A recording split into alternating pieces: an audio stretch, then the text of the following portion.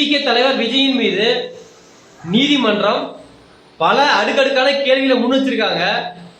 அது என்ன கேள்வி அப்படின்னா, ஏன் நீங்க நடத்துற கூட்டத்துக்கு குழந்தைகள், கர்ப்பிணி பெண்கள், வயதானவர்கள் ஏன் வராங்க அப்படின்னும், அப்படி வந்தாலும் ஏதாவது பொதுமக்களுக்கு அசம்பாவிதம் நிகழ்ந்தால் அதற்கு நீங்க தான் பொறுப்பேற்கணும்.